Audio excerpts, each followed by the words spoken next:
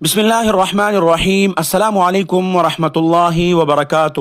محترم سامعین، اسلامی دنیا میں ایک سنسنی خیز خبر نے ہلچل مچا دی ہے۔ سوشل میڈیا پر یہ دعویٰ کیا جا رہا ہے کہ کویت کے ایک شہزادے نے اسلام چھوڑ کر مسیحیت اختیار کر لی ہے۔ کیا یہ خبر سچ ہے؟ اس کے پیچھے کون سی سازش کارفرما ہو سکتی ہے اور ابراہیم اکارڈ کا اس سے کیا تعلق ہے؟ آئیے آج کی ویڈیو میں ان تمام پہلوؤں کا تفصیل سے بات کرتے ہیں۔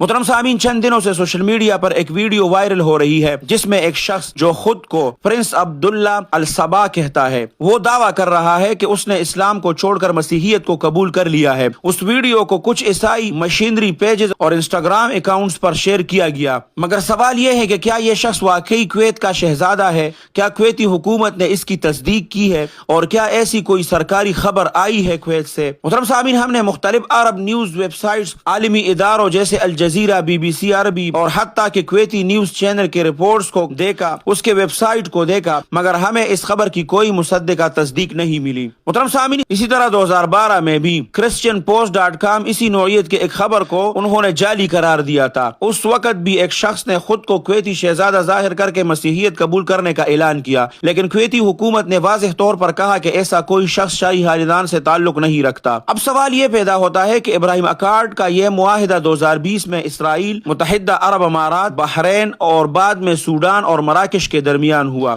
جس کا مقصد تھا کہ اسرائیل کو تسلیم کرنا اور سفاری تعلقات قائم کرنا۔ جو لوگ اسلام سے انحراف کرتے ہیں اور مذہبی تبدیلیوں سے بھی اس کا گہرا تعلق ہے، اس لیے مسلمانوں کے ذہنوں میں ابراہیم اکارڈ جیسا معاہدہ شکوک و شبہات پیدا کر رہا ہے۔ محترم سامعین، سوشل میڈیا آج ایک طاقت ہے۔ جہاں ایک چھوٹی سی کلپ یا جعلی ویڈیو کو پوری امت میں پھیلنے میں چند گھنٹے لگتے ہیں، تو یہ ویڈیو بھی اس کا حصہ معلوم ہوتی ہے۔ بغیر کسی ثبوت کے، بغیر کسی شناخت کے ایک شخص کی بات کو شہزادہ قرار دے کر پھیلا دینا، کیا یہ انصاف ہے؟ یہی وہ وقت ہے جب ہمیں عقل، تحقیق اور احتیاط کی ضرورت ہے۔ قرآن ہمیں سکھاتا ہے کہ خبر آنے پر تحقیق کرو۔ فرض کرے اگر کوئی شاہی فرد واقعی اسلام چھوڑ بھی دے تو کیا اس سے اسلام کو نقصان ہوگا؟ ہرگز نہیں۔ لیکن اس پروپیگنڈے کو بڑا چڑھا کر پیش کرنا اور دوسرے لوگوں اور مسلمانوں کے ذہنوں کو مشوش کرنا اور اس کو یہودیت یا عیسائیت کی طرف راغب کرنا، یہ غلط ہے۔ ویسے اسلام شخصیات سے نہیں، اصولوں اور عقیدے سے چلتا ہے۔ اگر ابو طالب مسلمان نہ ہو کر رسول اللہ صلی اللہ علیہ وسلم کے قریب رہے تو ابو لہب رشتہ دار ہو کر بھی دشمن تھا۔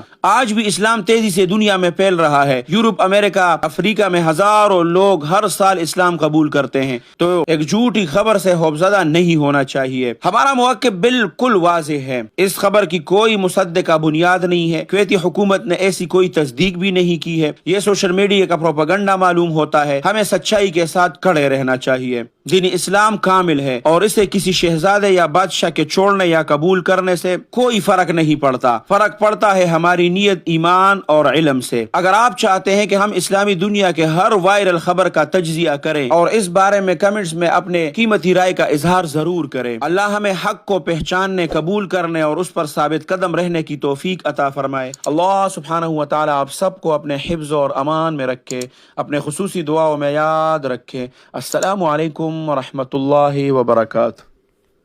جاء الحق وزهق الباطل إن الباطل كان زهوقا۔